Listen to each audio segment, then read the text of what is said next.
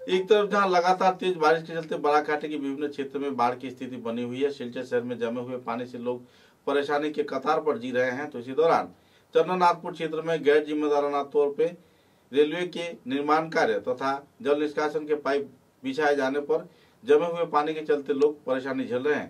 GP station टीला प्रांगण क्षेत्र में कई परिवार बाढ़ की पानी के चलते जमे हुए पानी के वजह से बेहद परेशानी के दौर से गुजर रहे हैं।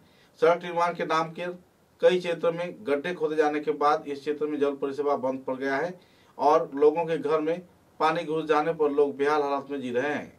कई क्षेत्रों में फसल भी बर्बाद हो रहे हैं। जल्द से जल्द इस क्षेत्र में जल निष्कासन की व्यवस्था की जाने के लिए आवासीय क्षेत्र के पीड़ित प्रभावित लोगों ने प्रशासन से गुहार भी लगाई है। আসলে আমরা তো আগে অবজেকশন করছি, এখানে মানে ড্রেন দিছে না, ড্রেন না দেওয়ার কারণে মানে আমরা ঘর দুয়ার এগুলা সব ডুবাই দিয়েছে, 20-25 পরিবারের ঘর সব ডুবাই দিয়েছে। এখন আপনারা দেখলাম এখানে ড্রেন দিচ্ছে, আপনারা নিজের টাকা খরচ করিয়া আমরা নিজের টাকা খরচ করিয়া মানে এখানে নিরুপায় হইয়া মানে জলটা মানে অল্প কমবার লাগে, মানে আমরা নিরুপায় হইয়া আমরা এখানে মানে জলটা মানে আমরা এখন ড্রেন করি। আপনারা চাঁদা কালেকশন করি আমরা আমরা চাঁদা কালেকশন করি, 40,000 টাকা। প্রায় 40,000 টাকা খরচ হয়েছে। আপনারা কত পরিবার এরকম আমরা এখানে 20 পরিবার আছি। এরকম জলে প্লাবিত, হয় জলে প্লাবিত, ঘরের ভিতরে জল ঢুকছে? ঘরের ভিতরেও জল ঢুকি।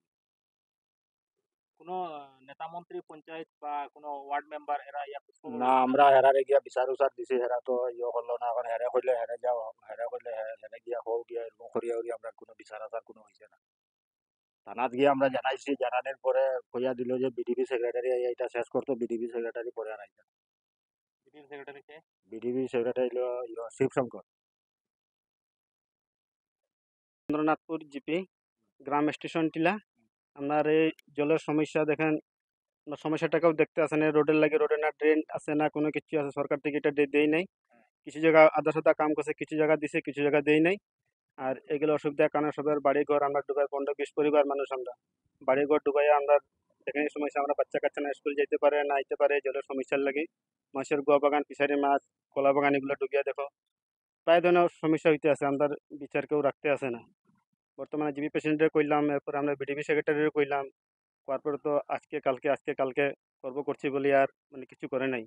প্লাস আমাদেরকে দেখতেও আসে নাই। এখন আমাদের বাড়ি ঘরে দেখেন পুরা জলে জল হয়ে আছে, মানে এটা জলের সমস্যাটা অনেক দিন থাকে, অনেকদিন থেকে জলের সমস্যাটা, মানে পার্মানেন্ট কোনো সমাধান নাই। পার্মানেন্ট কোনো সমাধান নাই। আজকে দেখো না পারতে সাথে আমরা এত টাকা খরচ নিজে কালেকশন করি, গ্রামবাসী আমরা এত টাকা খরচ করিয়া আজকে কোনো বাধ্য হয়ে আমরা মানে হাজিরা রোজগারি মানুষ আমরা, কিন্তু চাঁদা কালেকশন করিয়া আমরা পারতে থাকা নিজে একটা ছোটো মোটো ড্রেন দিয়ে আমরা 40-50 টাকা খরচ করিয়া এই ড্রেনের বইতে আমরা পাইতে সাথে আমরা জল একটু ছাড়তে লাগে এখন কোন হিসাবে, নাই তো বাড়িঘর আমরা ডুবিয়া থাকার মতো জায়গা নেই আমাদের।